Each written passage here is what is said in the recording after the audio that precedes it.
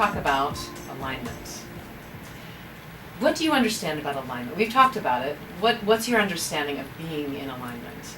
I guess being in alignment, first of all, the physicality, the aesthetic is important. You can't really take someone seriously in a position of power if they're like this. Yeah. So the aesthetic is important, but also the alignment helps you fully access your voice and breath. And your breath, yes. Right? You're really utilizing your body as it's constructed. Right. So to start with alignment, we start with your feet, which right now are pretty good, although I'd love to see those toes pointing more forward. Mm-hmm. And then your easy knees, right? Yeah, so the knees are flexible. In other words, they're not locked, but they're not bent per se. They're sort of soft, they like to say.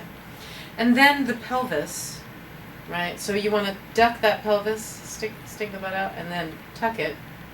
And then kind of do that so it's not in a static position. You're not locking it in, but it's under you. The pelvic basin is under you, right? Yeah. So that you don't feel like you're going forward or backward to any extreme. So then the spine, which is actually more in the middle of the body than we think, because the tips that we think are our spine are just like the protective bone on the outside. Yeah. So the spine is a little bit more mid-body. It's still back, but it's more mid than we think.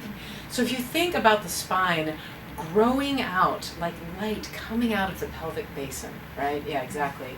Coming out and shooting straight up through the top of the head. Yeah. Oh, you just grew a little bit. I felt that. Yeah, did you? Yeah. Fantastic.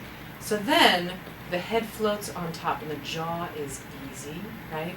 Because the idea is that you're on your bones and you relax the muscles that you don't need to stand, right? So if you feel like your inner thighs are gripping at all or under here, you want to just let that go, yeah? And you're just floating because the spine is energy. Quite literally, it's the nerve center, you know? So it's energy, yeah, good. And the head floats. And there's a thing called the Alexander technique, which I have mentioned, but we haven't really learned it because I'm not an official teacher of that. But the understanding is that my neck is free, my head moves forward and up off the end of my spine, which just leaves you with this very floaty feeling, hopefully. Yeah? Yeah. And then the jaw is relaxed. Good.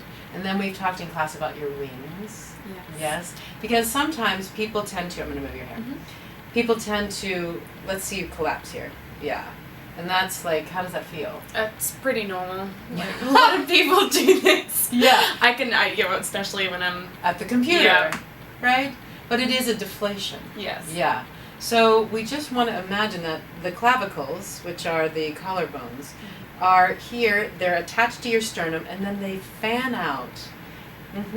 And they're the things that, yeah, you don't want to be like too military, right? They're just pinning your shoulders. They're holding it back as if now you have this big wing expanse, which you can't have wings when you're folded in, right? No.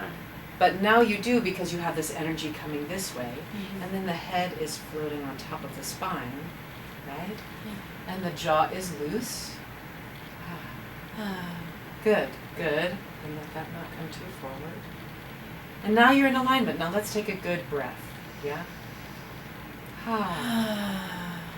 Good. And even shoot for the tone to come here in the mask, and the jaw to be loose.